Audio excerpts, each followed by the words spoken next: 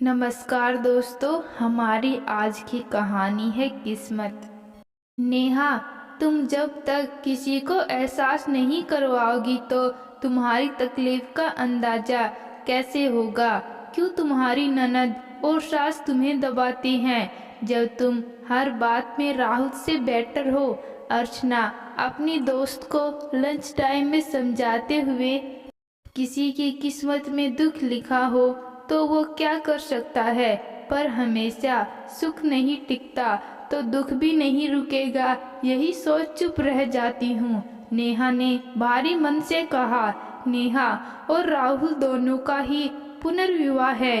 राहुल अपनी माँ का इकलौता बेटा, जो अपनी माँ की हर बात मानता है। सारी दुनिया कहे तब भी उसकी माँ गलत नहीं हो सकती। पड़ोस में रहने वाली बहन, जो कभी भी मायके टपक पड़ती है। राहुल की माँ और बहन के लगाई बुझाई वाले स्वभाव के कारण राहुल की पहली शादी भी टिक नहीं पाई, जबकि नेहा बहुत ही समझदार, संस्कारी, घर को जोड़े रखने वाली लड़की। वो पहले ससुराल में भी सुखी नहीं थी, लेकिन उसने कभी शिकायत नहीं करी। उसके बाद भी विधाता को कुछ और ही मंजूर था। नेहा विधवा हो गई। नेहा के मायके में तो दुखों का पहाड़ टूट गया।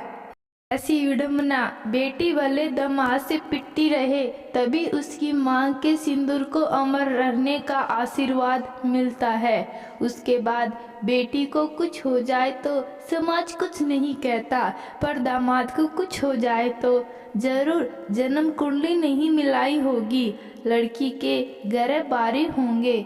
लौते लड़के को 1 साल में ही खा गई, लेकिन सब बातों का दर निकाल कर नेहा की माँ ने ठान ली थी, अब अगर नेहा का पुनर्विवाह होगा तो उसके आत्मनिर्भर होने के बाद तो बैठे रहे बेटी ताउम्र मायके। नेहा के आत्मनिर्भर होते ही रिश्ते आने लगे। नेहा राहुल से मिलकर काफी प्रभावित हुई थी। राहुल की माँ और बहन भी जब नेहा को देखने आई, दोनों ने अपने बड़े खानदान और संस्कारी परिवार का इतना बखान किया कि लेकिन राहुल और नेहा को शादी के साल भर में ही नेहा सारी सच्चाई जान गई। मायके वाले नेहा से पूछते ससुराल में सब कैसा है, तो वो इशारे में सिर्फ यही बोल पाती, बोली सूरत दिल के खोट, नाम बड़े और दर्शन छोटे। खैर, जब एक बेटी शिक्षित होने के साथ आत्मनिर्भर हो जाती है तो अपने गुण सहनशीलता को नहीं छोड़ती, लेकिन बात आत्मनिर्भर सम्मान के ऊपर आने पर चुप ही नहीं रहती। कई बार नेहा और राहुल में झगड़ा हो जाता, लेकिन राहुल दूसरी शादी का ताना देने से बचता, क्योंकि वो जानता था कि नेहा के साथ हुआ वो ईश्वर का किया है, लेकिन जो रिश्ता टूटा उसकी वजह से उसका अहम था। अक्सर घर के कामों में थकी नेहा की रोने से सूजी आंखें देख अर्चना उसको समझाती, जो तेरे साथ पहले हुआ उसके खिलाफ भी तूने आवाज नहीं उठाई, फिर भगवान ने ही तेरे लिए कदम उठाया जो तू उस नरक से निकल पाई। लेकिन अभी तू ननद और सास के तानों को अपनी किस्मत ही मान रही है। माना पति का साथ नहीं है और अब तू मायके वालों को कोई नया दुख नहीं देना चाहती। इसका क्या मतलब? इतना कमाने के बाद भी ऐसे घुट घुट कर जिंदगी जिएगी?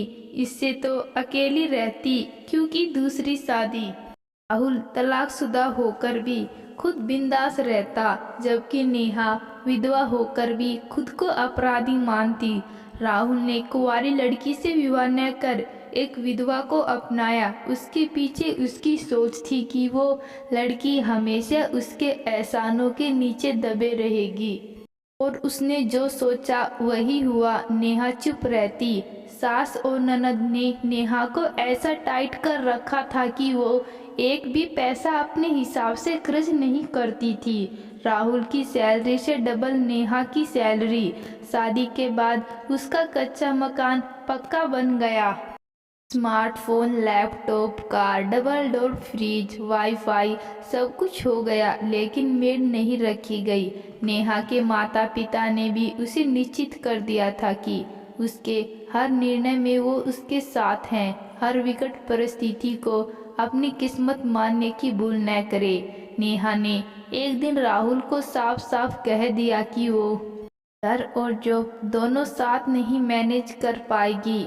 आखिर मैं भी इंसान हूँ, मैं अपनी किस्मत को कब तक कोसती रहूँगी। अब जरूरत से ज़्यादा रोक टोक की गई तो मैं जॉब छोड़ दूँगी। नेहा स्पष्ट कर ऑफिस चली गई। सास, ननद और राहुल तीनों ने आपातकालीन बैठक बुलाई गई।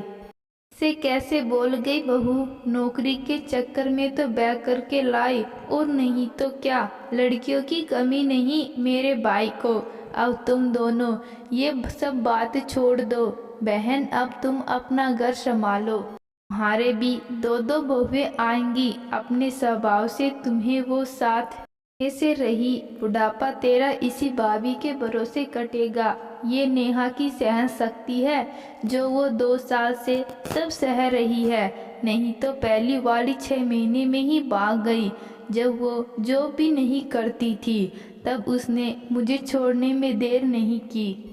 ये तो आत्मनिर्भर है, सो प्लीज अब बस करो। माँ, तुम आज ही मेड रखो, और बहन तू अब यहाँ से आग लगाना कम कर, अपना घर देख। देर से ही सही, राहुल ने एक सही फैसला किया, क्योंकि वो नेहा जैसे जीवन साथी होने की भूल नहीं करना चाहता था।